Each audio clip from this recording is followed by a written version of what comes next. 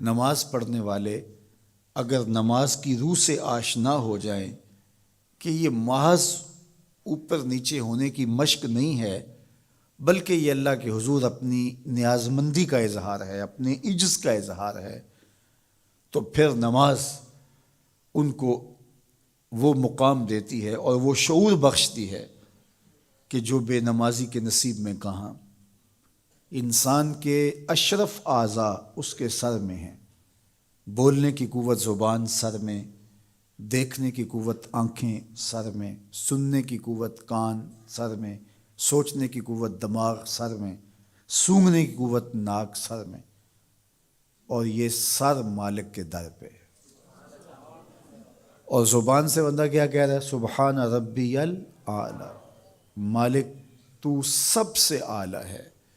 اور اپنا رویہ اور عمل کیا ہے کہ اپنی ناک بھی خاک پہ رکھی ہے، پیشانی بھی خاک پہ رکھی ہے، اور باقی اعضاء بھی خاک پہ ہیں۔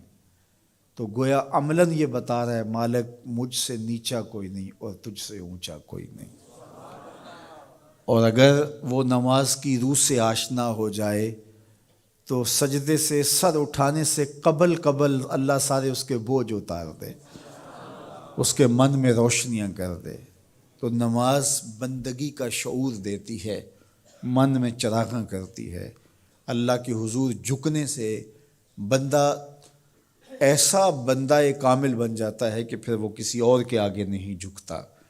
تو اپنی اولاد کو نماز کی محبت دو، نماز کی ترغیب دو، نماز کی عادت دو اور نماز کا حکم دو، اور ان کی عادت راسخ ہو جائے، طبیعت میں پختگی کے ساتھ نماز کو اختیار کرنا ان کی طبع میں جم جائے۔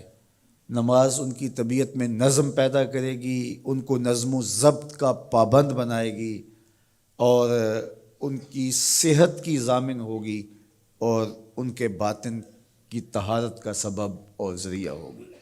اس لیے کہا کہ اللہ کے حضور جھکنا نہ بھولنا اور نماز قائم کرنا۔ نماز کا تعلق اپنے آپ سے ہے کہ وہ اپنے آپ کو سنوارتا ہے، تقرب اللہ کے لیے اس کی اپنی عملی کوشش ہے۔ بندے اور خدا کا ایک ربط ہے نماز۔ اسی طرح یہ خیال کہ میرا مالک مجھے دیکھ رہا ہے، اس سے بھی تہذیب نفس ہوتی ہے، باطن کی تربیت ہوتی ہے۔ انسان ایک حصار میں آ جاتا ہے، ایک پہرے میں آ جاتا ہے کہ میرا اللہ مجھے دیکھ رہا ہے، اور پھر وہ قدم پھونک پھونک کے رکھتا ہے۔ وہ اچانک لوگ بیٹھے ہوئے ہوں نا، تو آج کل یہ سوشل میڈیا کا زمانہ ہے، تو کوئی کیمرہ سیدھا کر لے تو ایک دم مرتب ہو جاتے ہیں، اس لیے کہ اب ہماری تصویر آنے والی ہے۔ یا کوئی کسی کو کہے کہ جناب آپ لائیو جا رہے ہیں، تو وہ بالکل اپنی حرکات سکنات منظم کر لیتے ہیں، کپڑے سیدھے کرنے لگ جاتے ہیں، اس لیے کہ ہم لائیو جا رہے ہیں۔ وہ لائیو چاہے 5 آدمی دیکھ رہے ہوں، چاہے 10 آدمی دیکھ رہے ہوں، لیکن پھر بھی چونکہ ہم لائیو جا رہے ہیں تو اپنی حرکات سکنات مرتب کر لیں گے، منظم ہو جائیں گے۔ اور جب یہ یقین ہو کہ میرا اللہ مجھے دیکھ رہا ہے، یہ ساری حرکتیں وہاں لائیو جا رہی ہیں، تو پھر دل میں برا خیال بھی آنے لگے گا تو اس کو روکیں گے کہ میرا اللہ تو دیکھ رہا ہے۔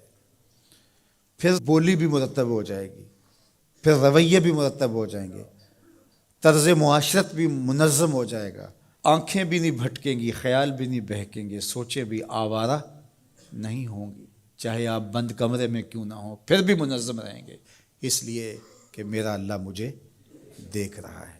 تو یہ یقین زندگی کو منظم کرتا ہے۔ تو اس کا تعلق بھی انسان کی ذات سے تھا۔ نماز سے بھی تہذیب نفس ہے، اللہ سے تقرب حاصل ہوتا ہے۔ اب کہا تو خود غرض نہ بننا کہ اپنے آپ کو سنوار لیا اور کافی ہے، نہیں، لوگوں کو بھی نیکی کا حکم دینا۔ وامر بالمعروف ونہا عن المنکر، لوگوں کو نیکی کا حکم دینا اور برائی سے منع کرنا لوگوں کو، یہ مومن کی زندگی ہے۔